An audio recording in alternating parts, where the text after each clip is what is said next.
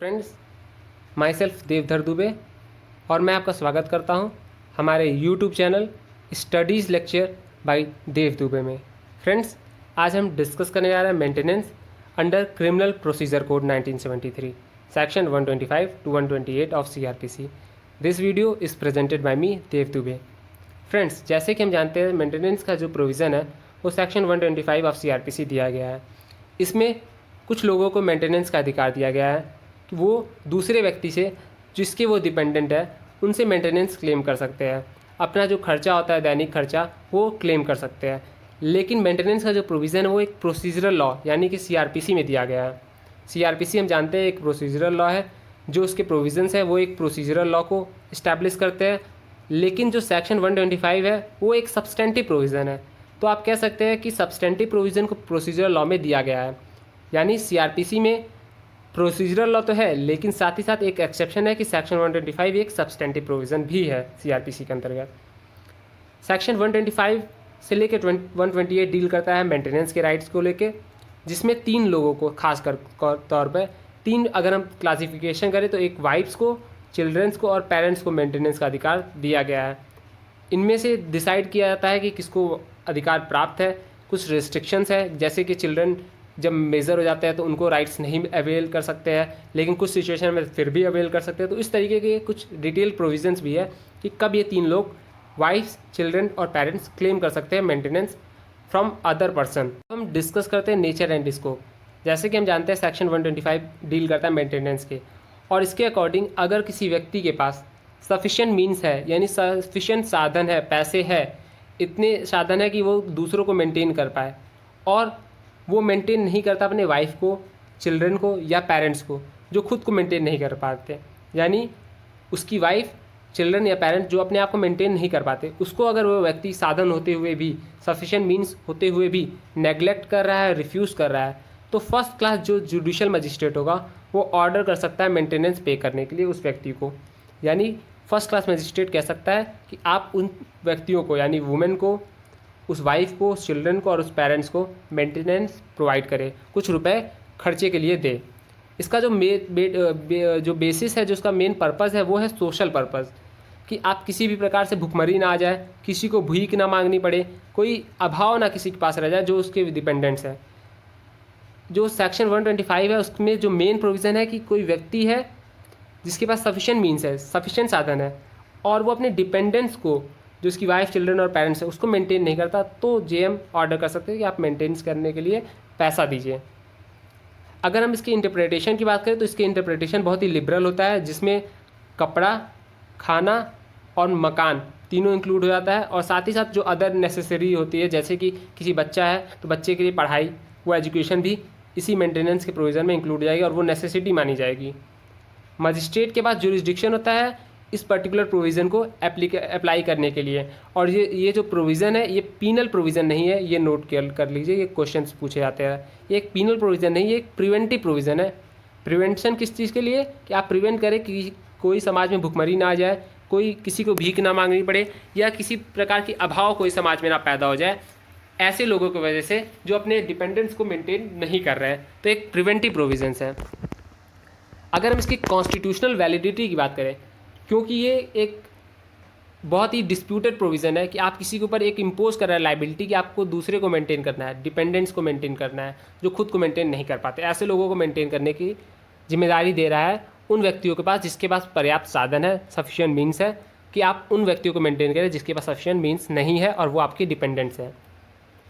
तो इसकी constitutional validity को लेकर बहुत सवाल उठते हैं। तो ये जो प्रोविज़न है CRPC का 125 वो कॉन्स्टिट्यूशनल वैलिडिटी पाता है 3 आर्टिकल्स के। पहला 15 क्लॉज 3 जो एम्पावर्ड करता है किसी भी गवर्नमेंट को स्पेशल लॉ बनाने के लिए वुमेंस और चिल्ड्रन से रिलेटेड। तो जैसे कि मैंने मेंटेनेंस की बात की, तो मेंटेनेंस खास करके वाइफ और चिल्ड्रन के लिए ही बना है। तो ये एक स्पेशल लॉ बनाने की जो पावर है उसी को एक्सरसाइज करते हुए हमारी गवर्नमेंट ने ये लॉ बनाया है। साथ ही साथ आर्टिकल 39 जो DPSP का पार्ट है, डायरेक्टिव प्रिंसिपल का पार्ट है, वो कहता है कि equal right to educate livelihood होनी चाहिए। तो इससे भी एक तरीके से कॉन्स्टिट्यूशनल वैलिडिटी आती है कि इसी के प्रोविज़न को इम्प्लीमेंट करने के लिए सरकार ने ऐसा कानून बनाया। और चौथा और तीसरा और जो सबसे इंपॉर्टेंट पार्ट है वो है आर्टिकल 14, जो रीजनेबल क्लासिफिकेशन की बात करता है कि आपको इक्वालिटी होनी चाहिए और रीजनेबल क्लासिफिकेशन उसमें होना चाहिए। तो इन तीनों के राइट्स को एक्सरसाइज करते हुए कोई भी गवर्नमेंट इस तरह के लॉ, मेंटेनेंस के रिगार्डिंग लॉ बना सकती है और इसे कॉन्स्टिट्यूशनली अपहेल्ड किया गया है सुप्रीम कोर्ट और हाई कोर्ट्स के द्वारा इंडिया में। अब हम डिस्कस करते हैं हु मे क्लेम मेंटेनेंस, यानी कौन से वो लोग हैं जो मेंटेनेंस पा सकते हैं अंडर सेक्शन 125 ऑफ CRPC। जैसे कि मैंने वीडियो के शुरुआत में बताया, 3 लोग मेंटेनेंस पा सकते हैं, वाइफ, चिल्ड्रन और पेरेंट्स, अगर वो कुछ कंडीशन को फुलफिल करते हैं। उनके सामने कुछ कंडीशंस होते हैं, अगर वो कंडीशन को सेटिस्फाई करते हैं तो वो मेंटेनेंस के लिए इंटाइटल्ड है।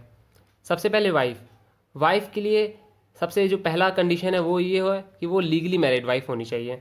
या तो वो लीगली मैरिड वाइफ हो, उनकी जो शादी है वो लीगली वैलिड हो, या वो डिवोर्स्ड वाइफ हो। इन दोनों केसेस में वो मेंटेनेंस के लिए इंटाइटल्ड है। लेकिन उसे ये प्रूफ करना पड़ेगा कि she is unable to maintain herself, यानी वो खुद को मेंटेन नहीं कर सकती।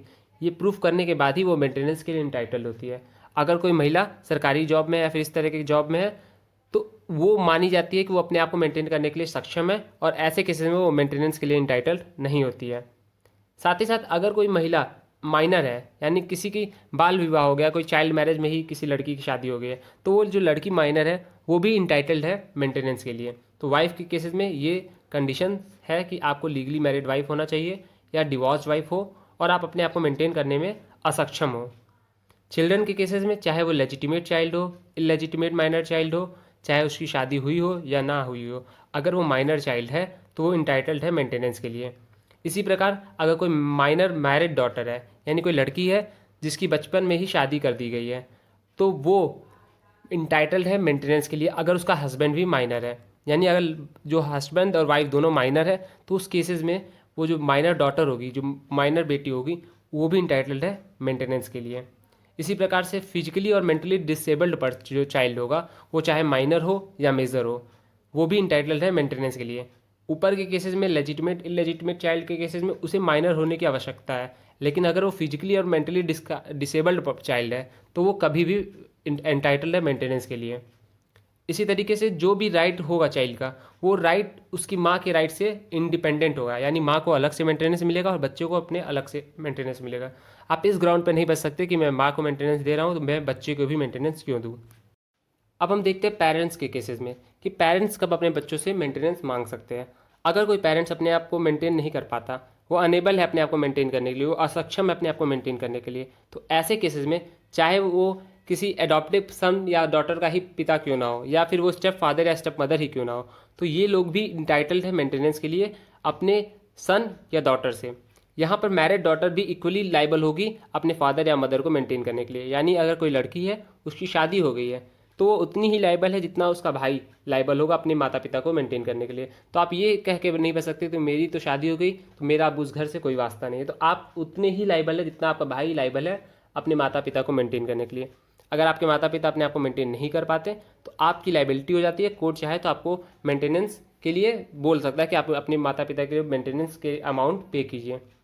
तो अगर हम बात करें ये राइट्स किसके अगेंस्ट अवेलेबल है, यानी मेंटेनेंस का राइट आपको 3 लोग को मिला है, वाइफ, चिल्ड्रन एंड पेरेंट्स। लेकिन ये किसके अगेंस्ट आप ले सकते हैं, तो आप फादर के अगेंस्ट, यानी चाहे कोई सन तो अपने पिता से मेंटेनेंस का राइट अधिकार मांग सकता है, कोई वाइफ है वो अपने हस्बैंड से मेंटेनेंस का राइट मांग सकती है, कोई पेरेंट्स है तो अपने सन या डॉटर से मेंटेनेंस का अधिकार मांग सकते हैं, या फिर जो चौथा जो नया राइट्स बताया गया कोर्ट के द्वारा विजय मनोहर अर्बट वर्सेस काशीराव राजाराम के केस में, कि अगर कोई मैरिड डॉटर है तो वो भी इक्वली लाइबल हो जाएगी अपने पेरेंट्स के लिए, और वो उससे भी मेंटेनेंस का राइट मांगा जा सकता है उनके पेरेंट्स के द्वारा।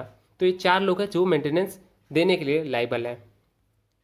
अगर हम कुछ कंडीशन की बात करें कि अगर इन कंडीशन के बिना आपको मेंटेनेंस का अधिकार नहीं है, आप मेंटेनेंस राइट क्लेम नहीं कर सकते, तो सबसे पहला जो कंडीशन है वो है कि अनेबल टू मेंटेन हरसेल्फ या फिर हिमसेल्फ, कि आप अपने आप को मेंटेन करने में अनेबल है, असक्षम है अपने आप को खुद को मेंटेन करने में। मेंटेन का मतलब है आप अपने लिए खाना, पानी, कपड़ा, घर, एजुकेशन, ये अगर आप नहीं इंटाइटल कर पा रहे हैं, आप उसकी व्यवस्था नहीं कर पा रहे हैं, आप कोई आय नहीं कर पाते हैं, कोई पैसे नहीं कमा पाते, तो इन केसेस में अनेबल है आप किसी भी तरीके से। तो अगर प्लेंटिफ अनेबल है तो आप मेंटेनेंस के लिए इंटाइटल हो जाएंगे, अगर बाकी 2 कंडीशन भी फुलफिल होती है। दूसरा कंडीशन है कि जो अपोजिट पार्टी यानी जो डिफेंडेंट है जिससे आप मेंटेनेंस क्लेम करना चाहते हैं, उसके पास सफिशिएंट मीन्स होना चाहिए, उसके पास पर्याप्त साधन होने चाहिए कि आपको मेंटेन कर पाए। अगर दूसरा भी अपने आप को मेंटेन नहीं कर पाता तो वो आपको क्या मेंटेन करेगा, जाहिर सी बात है। तो इन दोनों केसेस में यानी आप खुद को मेंटेन ना कर पाए और दूसरा आपको मेंटेन करने के लिए इंटाइटल्ड होना हो, साथ ही साथ उसके पास सफिशिएंट साधन हो, सफिशिएंट मीन्स हो, तब कि आपको वो मेंटेन कर पाए। तो ये दो कंडीशंस फुलफिल होनी चाहिए। साथ ही साथ अगर आप वाइफ है तो उन केसेस में आप किसी भी प्रकार से एडल्ट्री में या फिर आपने म्यूचुअल कंसेंट से वो मेंटेनेंस का अधिकार ना खो दिया हो, आपने दोबारा शादी ना की हो, या फिर आपने जानबूझ के घर छोड़ के चली नहीं गई हो, तो अगर ऐसा कोई रीज़न है तो आप इंटाइटल नहीं होंगी। तो वाइफ के लिए कुछ स्पेशल क्राइटेरिया है कि आप किस कंडीशन में मेंटेनेंस के लिए इंटाइटल्ड है। अगर ये सारी केसेस है तो आप मेंटेनेंस का राइट क्लेम नहीं कर सकती। क्या डिफेंसेस ले सकता है अपोजिट पार्टी? जो डिफेंडेंट होगा वो क्या डिफेंसेस लेगा? डिफेंसेस में सबसे पहले ये बोलेगा कि जो ऊपर के केसेस है वो सेटिस्फाइड नहीं है, जो ऊपर के कंडीशन मैंने बताया वो सेटिस्फाइड नहीं है, यानी मेरे पास ही सब पर्याप्त साधन नहीं है तो मैं आपको कैसे मेंटेन करूँ, या ये खुद को मेंटेन करने के लिए सक्षम है। अगर ये कोई कोर्ट में प्रूफ कर देता है तो उसे मेंटेनेंस देने के लिए बाउंड नहीं किया जा सकता। अगर कोई वाइफ है उसको ये प्रूफ कर दिया था कि ये जो वाइफ है ये एडल्ट्री में लिप्त है, या फिर कोई ये जो वाइफ है इसने जानबूझ के घर छोड़ के चली गई है बिना किसी रीज़न के, बिना सफिशिएंट ग्राउंड के, या फिर इसने म्यूचुअल कंसेंट से अलग रह रही है, ठीक है, या फिर सिविल कोर्ट ने ऐसा कोई ऑर्डर किया है, या वुमेन ने जो वाइफ है उसने दोबारा शादी कर ली, तो इन सारे केसेस में जो पर्सन होगा, जो हस्बैंड होगा, वो इंटाइटल नहीं है मेंटेन करने के लिए उस वाइफ को। साथ ही साथ अगर कोई बच्चा है वो अपने फादर से क्लेम कर रहा है मेंटेनेंस, तो ऐसे केसेस में फादर क्या डिमांड कर सकते हैं? वो कह सकते हैं कि जो बच्चा है ये माइनर नहीं है, ये डिफेंस ले सकते हैं कि ये जो बच्चा है ये माइनर नहीं है तो मैं ऐसे मेंटेन क्यों करूँ। दूसरा डिफेंस ले सकते हैं कि जो बच्चा है ये डिसेबल्ड नहीं है। अगर वो बच्चा कहता है कि मैं डिसेबल्ड हूँ, ठीक है, मुझे मेंटेनेंस मिलना चाहिए मेजर होने के बाद भी, तो पेरेंट्स कह सकते हैं नहीं नहीं ये डिसेबल्ड नहीं है, ठीक है, कोर्ट में ये बात पर चैलेंज कर सकते हैं। माइनर डॉटर है, हाँ, तो ये पेरेंट्स बता सकते हैं कि माइनर डॉटर भले है, इसकी शादी हो गई है या नहीं हुई है, इसके पास सफिशिएंट मीन्स है खुद को मेंटेन करने के लिए, इसके पास पर्याप्त साधन है, तो ये सारे डिफेंसेस लिए जा सकते हैं डिफेंडेंट के द्वारा मेंटेनेंस के राइट के अगेंस्ट। अब हम आते हैं प्रोसीजर पर। तो अब हम समझते हैं आप मेंटेनेंस का अधिकार किस तरीके से क्लेम करेंगे। जैसे कि हम जानते हैं जब आप सेक्शन 125 के अंतर्गत सीआरपीसी में आप मेंटेनेंस का अधिकार क्लेम करना चाहते हैं तो आपको कोर्ट का सहारा लेना पड़ता है, और ऐसे केसेस में आपको कोर्ट में केस इंस्टीट्यूट कराना पड़ता है, केस दाखिल करना पड़ता है। और जो भी पार्टी अगर वाइफ है तो वो अपने हस्बैंड से क्लेम करना चाहती है तो वो जो केस होगा वो कहाँ पर इंस्टीट्यूट कराएगी? तो वो केस उसकी उस जगह पर इंस्टीट्यूट कराएगी जहाँ पर उसका हस्बैंड रहता है, या फिर वो जहाँ पर रहती है, या फिर जहाँ पर उसका हस्बैंड रहता है, या फिर जहाँ पर वो दोनों बार आखिरी बार रहे थे। तो इन तीनों जगह में से कहीं भी वो केस इंस्टीट्यूट करा सकती है। चाइल्ड है तो जाहिर सी बात है जहाँ पर उसके फादर रहते हैं वहाँ पर इंस्टीट्यूट कराएगा, फिर जहाँ पर चाइल्ड खुद रहता है वहाँ पर इंस्टीट्यूट कराएगा थ्रू मदर के थ्रू या फिर लीगल रिप्रेजेंटेटिव के थ्रू। तो इन दोनों के थ्रू वो चाइल्ड भी क्लेम कर सकता है। पेरेंट्स है तो जहाँ पर चाइल्ड पेरेंट्स के चाइल्ड रहते हैं वहाँ पर क्लेम कर सकता है, या फिर जहाँ पर वो पेरेंट्स रहते हैं वहाँ पर। तो केस वहीं पर इंस्टीट्यूट हुआ जहाँ पर वो लोग रहते हैं, चाहे प्लेंटिव जहाँ रहता है चाहे डिफेंडेंट जहाँ रहता है। लेकिन अगर वाइफ का केस है तो वहाँ पर तीसरा जगह भी हो जाएगा जहाँ पर वो दोनों आखिरी बार रहे हैं। तो केस इंस्टीट्यूट उस प्लेस पर होगा, उस पर्टिकुलर प्लेस पर। आप जब केस इंस्टीट्यूट कराएंगे, आप कोर्ट में जाएंगे, तो जो भी एविडेंस देगा कोई भी एक पार्टी, यानी जो भी सबूत देगा कोई एक पार्टी कि मैं अनेबल हूँ मेंटेन करने के लिए, या फिर ये एबल है अपने आप को मेंटेन करने के लिए, जो भी साक्ष्य एक दूसरे के सामने रखे जाएंगे, कोर्ट के सामने रखे जाएंगे, वो दूसरे पार्टी के मौजूदगी में ही रखे जाएंगे। यानी evidence to be recorded in presence of both party, यानी दोनों पार्टी की मौजूदगी होना आवश्यक है। लेकिन अगर कोई जानबूझ के कोर्ट नहीं जाता, कोई नेग्लेक्ट करता है कोर्ट के ऑर्डर को कि आप अटेंड कीजिए कोर्ट को, तो ऐसे सिचुएशन में कोर्ट चाहे तो अब एक्स पार्टी ऑर्डर भी कर सकती है, यानी एक तरफा ऑर्डर भी कर सकती है कि आप एब्सेंट थे तो एक पार्टी के एब्सेंस में भी ऑर्डर किया जा सकता है कोर्ट के द्वारा। तो इस केसेस में अगर आपके खिलाफ एक्स पार्टी ऑर्डर हो गया, आप किसी कारणवश नहीं जा पाए कोर्ट और आपके खिलाफ ऑर्डर हो गया, तो 3 महीने के अंतर्गत आप उस ऑर्डर को चैलेंज कर सकते हैं, उसको बदल सकते हैं, लेकिन आपको दिखाना पड़ेगा किस वजह से आप कोर्ट नहीं अटेंड कर पाए। कोई आपको गुड कॉज या फिर सफिशिएंट रीज़न दिखाना पड़ेगा, जैसे कि आपका कोई एक्सीडेंट हो गया था, आप इस वजह से कोर्ट नहीं आ पाए, तो आपको ये कोर्ट को सेटिस्फाई करना पड़ेगा कि किन्हीं कारणवश मैं इस कोर्ट को अटेंड नहीं कर पाया और ये जो एक्स पार्टी ऑर्डर है इसे पलटने की आवश्यकता है। तो ये टोटल प्रोसीजर सिंपल शब्दों में बोले तो ये है सीआरपीसी के सेक्शन 125 के अंतर्गत। और अगर हम बात करें मेंटेनेंस के जो राइट है सीआरपीसी में, ये बहुत ही वाइड है। इसमें अमाउंट की अगर बात होती है कि कितने अमाउंट मिलना चाहिए मेंटेनेंस का, तो पहले एक फिक्स अमाउंट था 5,000 से कम किया कि आपको इतना ही अमाउंट दे सकते हैं किसी को, लेकिन अब केस पे और सर्कमस्टांसेस पे और जो सामने वाला पार्टी है जो डिफेंडेंट है उसकी कैपेबिलिटी पे डिपेंड करता है। तो कोर्ट के ऊपर ये डिस्क्रिशनरी पावर है कि कौन सा अमाउंट होगा, कितना अमाउंट होगा मेंटेनेंस का, ठीक है, लेकिन बहुत ज़्यादा नहीं होता है। ये हर चीज़ को देखते हुए कोर्ट डिसाइड करता है कि कितना मेंटेनेंस मिलना चाहिए और कितना किस केस में उचित मेंटेनेंस का राइट है। इसी तरीके से अगर कोर्ट चाहे तो उस मेंटेनेंस के अधिकार में कभी उसे लगता है कुछ सर्कमस्टांसेस चेंज हो गई है, कुछ सिचुएशन चेंज हो गया है, या फिर अब जो पर्सन पहले इंटाइटल था वो इंटाइटल नहीं है, तो ऐसे केसेस में वो जो मेंटेनेंस को कम या ज़्यादा भी कर सकती है, या फिर चाहे तो उसे कैंसिल भी कर सकती है।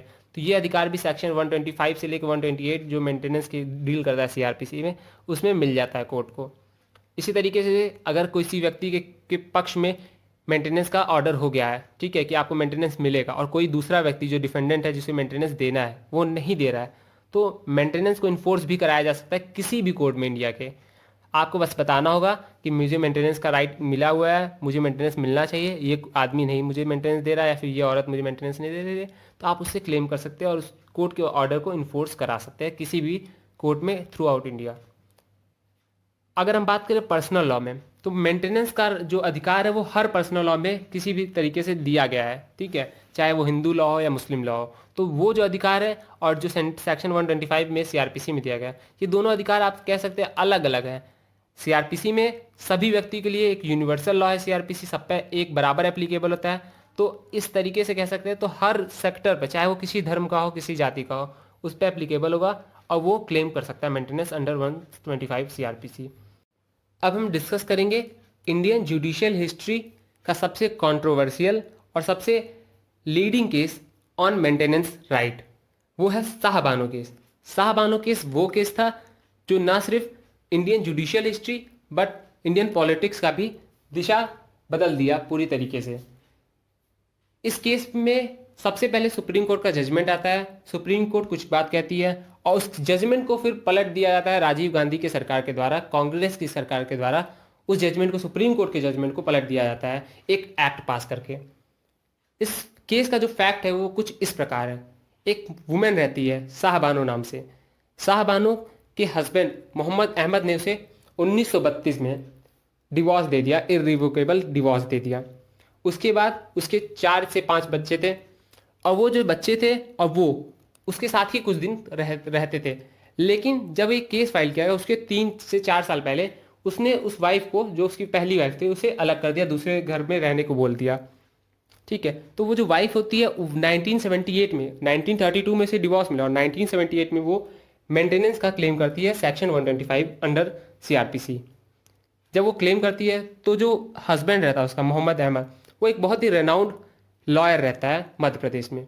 तो वो क्लेम करता है कि नहीं, ऐसा मेंटेनेंस मैं नहीं दे सकता या फिर नहीं मिलना चाहिए, क्योंकि ये पर्सनल लॉ के अगेंस्ट है। पर्सनल लॉ में सिर्फ इद्दत तक के पीरियड तक के लिए अमाउंट मिलना चाहिए और वो मैंने दे दिया है इस शाहबानो को।